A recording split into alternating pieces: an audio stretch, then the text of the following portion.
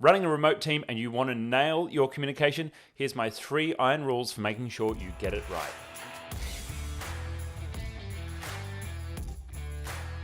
My name is Pete Moriarty. If you're new to the channel, we help businesses systemize, organize, and scale using Google Workspace and other technology tools as well. And we are all about helping empower entrepreneurs to run better teams so you can create better companies. And for you, if you're a business owner or a business leader, I want to make sure that you have more time, more freedom, and a happier workplace. Because we know that happier workplaces mean more productivity, better results for the business, but it also means that everyone in your realm, everyone in your world is going to have a better life as well. So that's what we're looking to create. Now, when coronavirus came around, everyone was forced to learn how to work remotely. At our business, itGenius, we'd actually already been running remotely for more than 6 years. And so we've got quite a large scale team. We've got over 50 people across the group, and everyone works primarily from home. We do have some offices and hubs that people work from time to time, but for the most part, our team work from home. And so we've, over the years, developed a communication system that works really well for us. And I'm going to share some of my tips of that with you today. So make sure you stay to the end because I'm going to give you the killer tip that I actually learned from Ray Dalio on managing meetings internally. So first iron rule is to make sure that chats and communications are visible. Super, super important. Now, we recommend 2 different ways of working and 2 different ways of communicating with your team. One of those is using instant messaging like Google Chat, and the other is using a task management system like Asana. Now, you can use any combination of chat programs. If you're using Microsoft Teams, that's okay. If you're using Slack, that's okay. Although I do have some,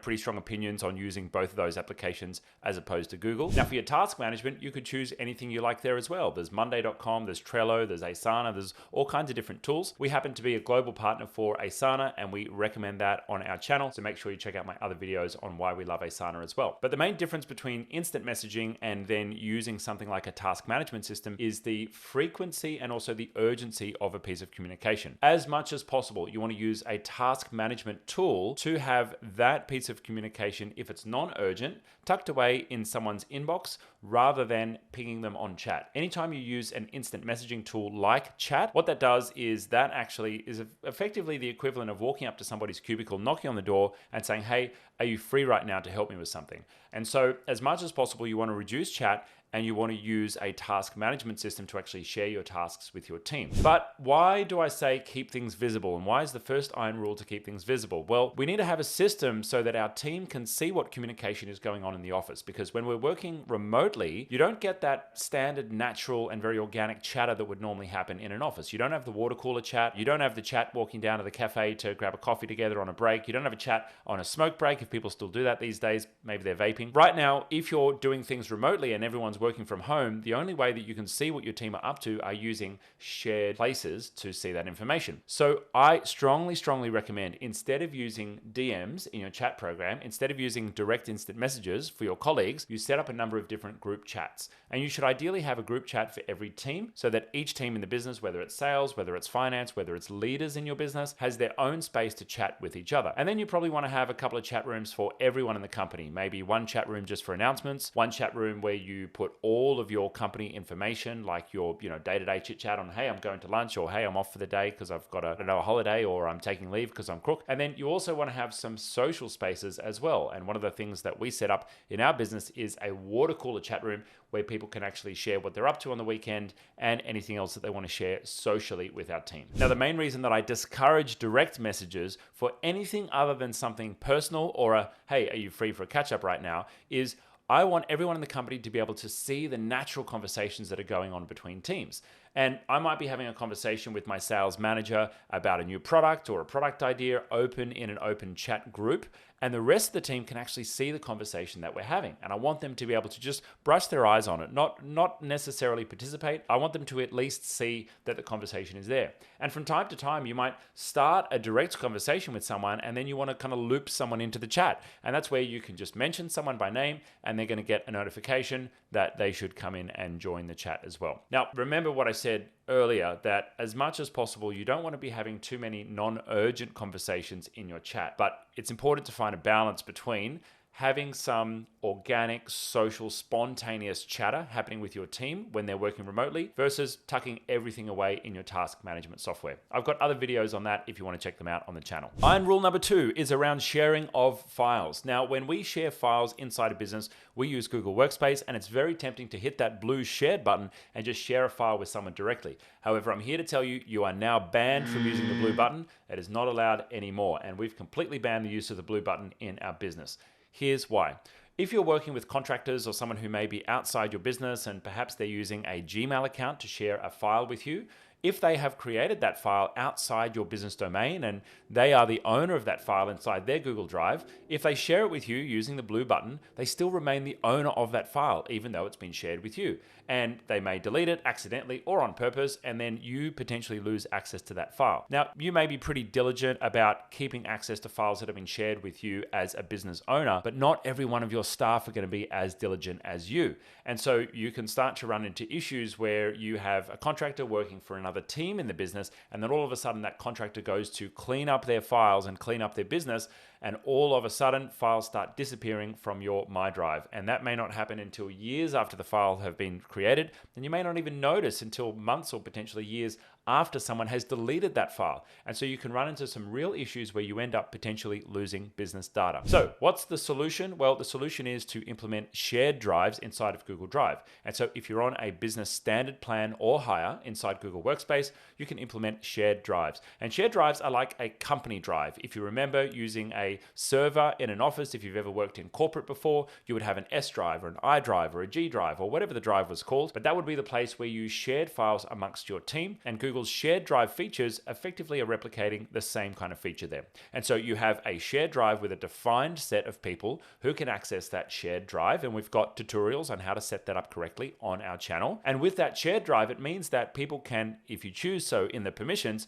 place files into the drive but not remove files from the drive. And that's the best feature that Google have released, I'd say, in about 10 years. What a correctly configured shared drive allows you to do is have one shared repository for everyone to share files between your team, and then not go and accidentally lose them, or not go and delete them, or not go and share them with the wrong person and have them make the wrong changes to that file. It also means that if you do have a contractor working for the business and they're using a Gmail account, well, they can place files into the shared drive. The company then becomes the owner of that file, and from there they can no longer delete the file. So it's perfect setup for contractors, especially if they don't already have a business email. Now, what's the other reason why we would choose to use share files instead of using the blue button? Well, it's about the discipline of correct sharing protocols. Now, one of the biggest challenges when I'm using Google Docs inside a business, and if there's no policy or procedure around sharing files, what ends up happening is, someone shares a file with you, they forget to actually give you access to it, and you've got to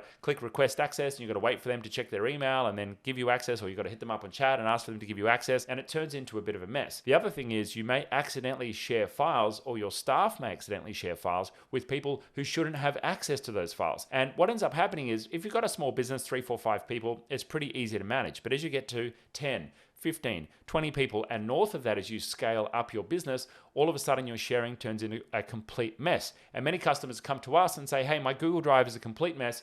My sharing is just all over the place. I don't know where my files are. We've lost some files and we need help organizing it. So to avoid all of that, you make a simple policy inside your business, and that is there's no blue button allowed for sharing. You set up a number of shared drives for the different areas of your business, or just different tiers of permissions. That might be executive as one tier, managers as another tier, maybe a special tier for finance and accounts, and then one tier for everyone in the company. I've got another video on how to get your permissions perfect in Google Drive. Check out the link to that one down below. But once you've set up the shared drives correctly with all of the correct permissions, you make it an iron rule in your business that everyone must place files into shared drives in order to share them with their team. That means that your files are protected, they're not going to accidentally go missing, the right people have access to them, and the wrong people don't have access. Iron rule number 3 is to record everything. You can have pretty big challenges working with a remote team if you find yourself trying to go back to what was said in a meeting a long time ago. Because we're spending a lot more time on online meetings, it can be a little bit fatiguing and people's brains aren't always switched on all the time. And so what I've found amongst business owners, and I've found even amongst our colleagues as well, is that people can be sitting on a meeting and they can turn into Noddy. And Noddy was a children's cartoon, if you've not heard of that. that. It's an Australian children's cartoon from a long time ago. But noddy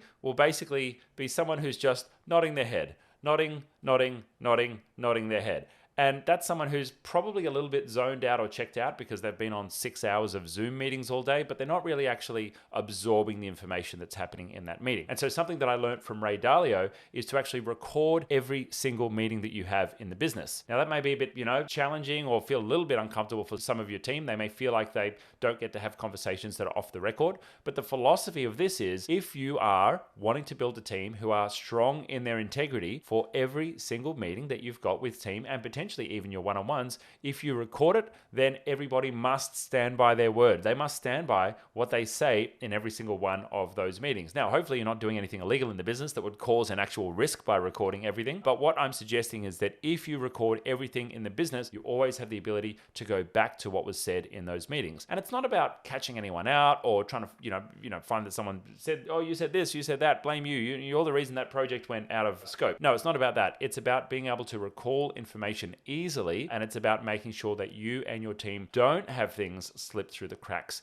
if you have potential issues with information that has not been retained by someone that was on the meeting. Now, my number one tip for recording meetings is to do them inside Google Meet. We have a blanket rule across our business that we use Google Meet for everything instead of Zoom because we can hit one button and record our meetings, and they're automatically placed in the Google Drive of the person who organized the meeting. So that makes things super duper simple, and there's no uploading, there's no converting, there's no waiting for the videos to render. And if you're using something like Zoom, at the end of the day, you've got to wait for all of your videos to render after you've been on a bunch of meetings. And then you've got to remember to upload them and place them in the right place in your Google Drive, which then takes longer to upload. Google Meet uses a cloud recording, so it just takes an automatic copy of your meeting, automatically places it in your Google Drive, which is nice and simple. And then it's actually linked back onto the calendar event. So if anyone needs to go and check the recording of a previous calendar event, if they were an attendee of that meeting, they'll automatically have read access to the file. They can go and find that event on their calendar, click on the link to the recording, and it's going to pop up and open the recording. Now, my final tip, this is also, I guess, part of iron rule number 3, record everything,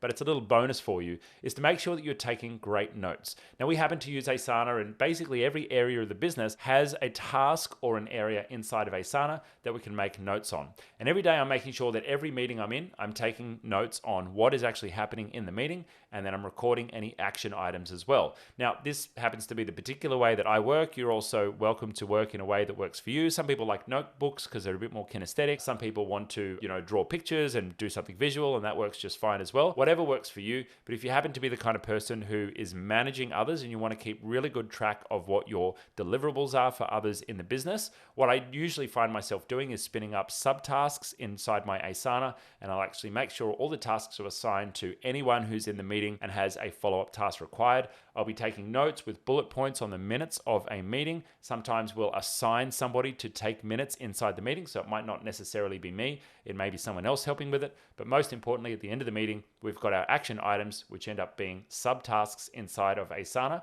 And with those, we can delegate them out to each person who's a part of that team or that meeting. And then the next time we meet up, we're going to make sure that's all taken care of. There's my 3 iron rules for communication. Let me know what you think about that. Where is communication working for you running a remote team? Where does it start to fall over? Drop your comments down below this video. I'll try to answer them as many as I can, and I look forward to seeing you in the next video. If you like this content, please hit subscribe and hit the bell notification so you can be notified when we go live or drop new content on the channel. Now, if you'd like to connect with us, hit us up on social media or join our free community group. All the links to that are right below this video. If you'd like to learn more about Google Workspace and the technology ecosystem, you can join our free Genius Academy by transferring your billing across to itGenius. Or you can join a Workspace Basics Bootcamp. Now, if you're a business owner and you're interested in an audit on your technology stack or your Workspace account, or you're looking to do a project in the tech world, well, you can take advantage of our free consultation. And if you need help right now, then consider joining Concierge or taking up a quick fix with our team for professional support for your tech stack.